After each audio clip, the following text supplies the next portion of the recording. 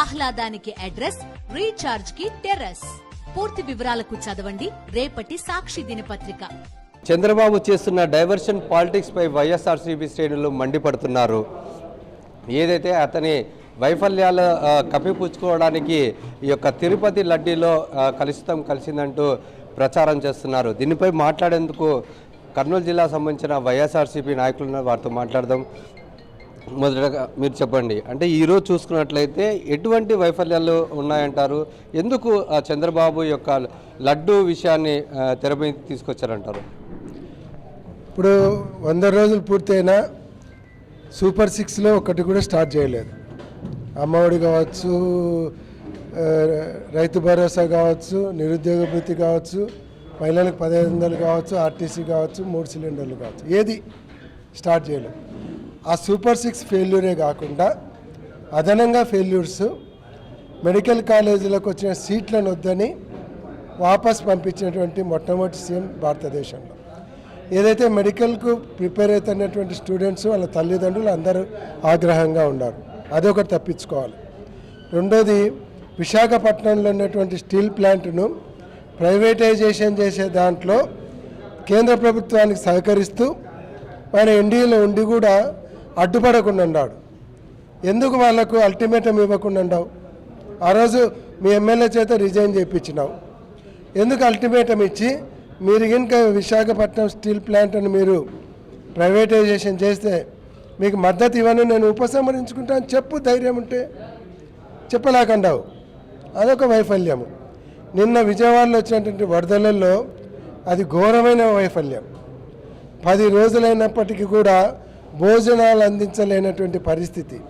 వరదలు వచ్చిపోయిన 15 రోజుల తర్వాత కూడా నిన్న రాత్రి ఆ వరద బాధితులందరూ కూడా ధర్నాలు చేస్తే పోలీసులు వాళ్ళ మీద లాఠీ చార్జ్ చేసేటువంటి పరిస్థితి.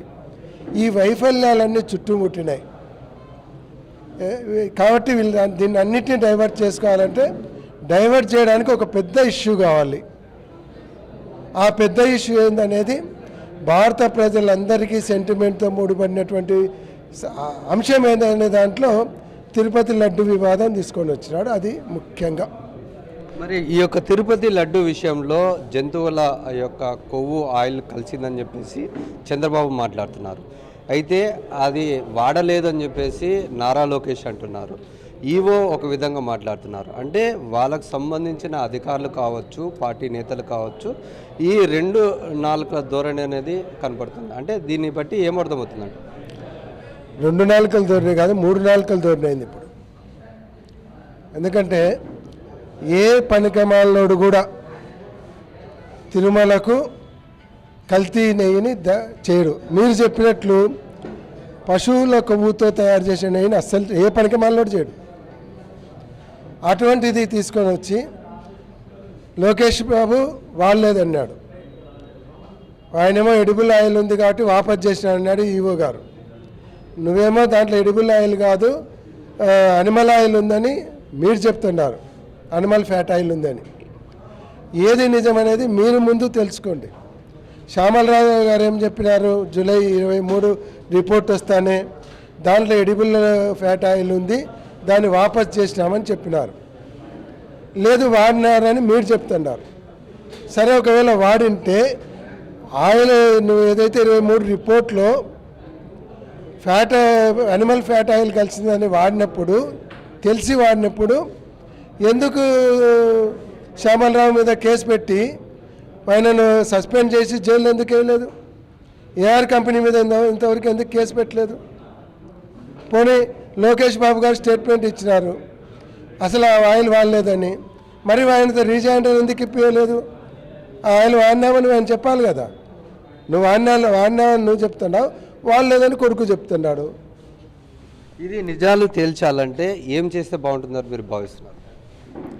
నిజాలు తేల్చాలంటే దీని మీద సిట్టింగ్ సుప్రీంకోర్టు జడ్జి అయితేనే కరెక్ట్. ఈరోజు మా జగన్మోహన్ రెడ్డి గారు ధైర్యంగా ప్రధానమంత్రికి లెటర్ రాశాడు. నువ్వే అన్నావు ఎన్ని గట్స్ ఉన్నాయని. ఆ గట్స్ ఎందుకు వస్తాయి? తప్పు చేయలేదనే ధైర్యం ఉంది కాబట్టి వస్తాయి.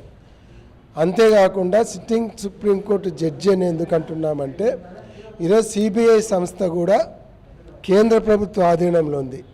కేంద్ర ప్రభుత్వంలో మీ party part of the part. ఈ రోజుకు దేశ ప్రజలందరూ కూడా విశ్వసించేది న్యాయ వ్యవస్థను విశ్వసిస్తారు.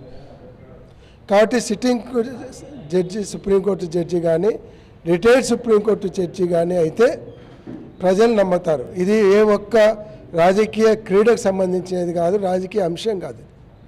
కోటాను కోట్ల భారతీయుల మనోభావాలకు సంబంధించినది.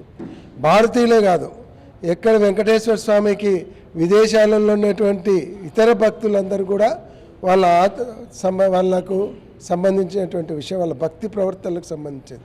ఇది హిందూ సమాజానికి మచ్చ తెచ్చేటువంటి అంశం ఇది. కాబట్టి దీన్ని అంత సులభంగా వదిలిపెట్టకూడదు. ఏదో 4 స్టేట్మెంట్లు ఇచ్చుకొని వాళ్ళు 4 విమర్శించి మేము 4 విమర్శించి ఏదో దిష్టి బొమ్మలు కాల్చి లాంటి ప్రక్షాళన చేస్తున్నాము, 10 రోజులు మాలేసుకొని డ్రామాలన్నికి.